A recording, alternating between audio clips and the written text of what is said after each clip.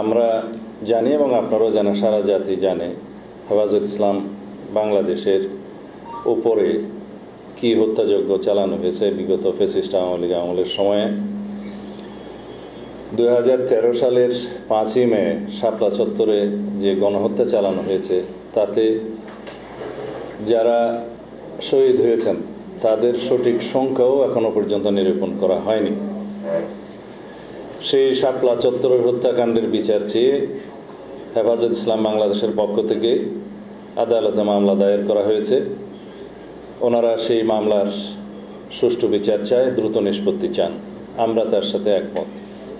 2021 সালে বাংলাদেশে একইভাবে আলেম সমাজের উপরে হত্যাযজ্ঞ চালানো হয়েছে, তাতে 24 জন আলেম এবং শিক্ষার্থী, মাদ্রাসা শিক্ষার্থী শহীদ হয়েছিলেন চট্টগ্রামে এবং ব্রাহ্মণবাড়িয়ায়। সেই হত্যাকাণ্ডের মামলা দায়ের করা হয়েছে হেফাজত ইসলাম বাংলাদেশের পক্ষ থেকে। তারা সেই হত্যাকাণ্ডের সুষ্ঠু বিচার এবং দ্রুত নিষ্পত্তি চায়। আমরা তাদের সাথে একমত পোষণ করি। বাংলাদেশের আলেম ওলামাদের বিরুদ্ধে বিগত ফ্যাসিস্ট আমলে অসংখ্য মিথ্যা মামলা দায়ের করা হয়েছে, জেলে ভরা হয়েছে এবং সীমাহীন নির্যাতন করা হয়েছে। আমার আশেপাশে যারা বসে আছেন তারা সবাই অনেক বছর যাবৎ কারা নির্যাতিত। আমরা তাদের বিরুদ্ধে দায়েরকৃত সকল মিথ্যা মামলা প্রত্যাহার চাই, এটা তাদের দাবি। আমরা একমত। আমরা সরকারের কাছে আহ্বান জানাবো দ্রুততম সময়ের মধ্যে তাদের বিরুদ্ধে দায়েরকৃত সকল মিথ্যা মামলা প্রত্যাহার করতে হবে।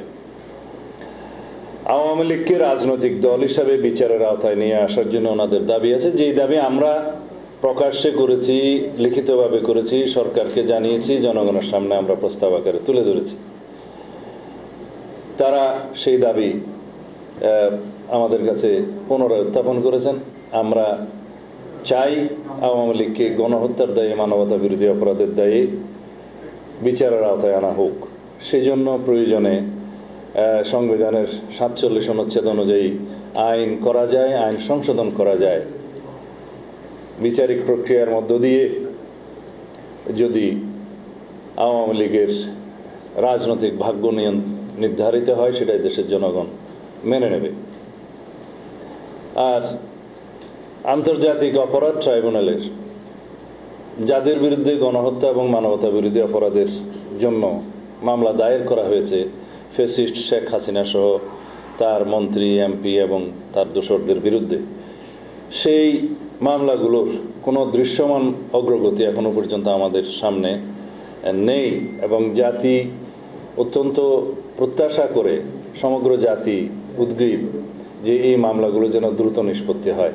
সেই জন্য আমরা প্রস্তাব করছি আন্তর্জাতিক অপরাধ ট্রাইব্যুনালের সংখ্যা বৃদ্ধি করা হোক, আন্তর্জাতিক অপরাধ ট্রাইব্যুনালের জনবল এবং লজিস্টিক সাপোর্ট বৃদ্ধি করা হোক, প্রসিকিউশন টিম, তদন্ত টিম এবং অন্যান্য সাপোর্ট বৃদ্ধি করা হোক। প্রয়োজনে বিভাগীয় পর্যায়ে ট্রাইব্যুনাল স্থাপন করা যায় কিনা সেটা পরীক্ষা করে দেখা যেতে পারে। এই প্রস্তাব আমরা রাখছি, ওনারা একমত।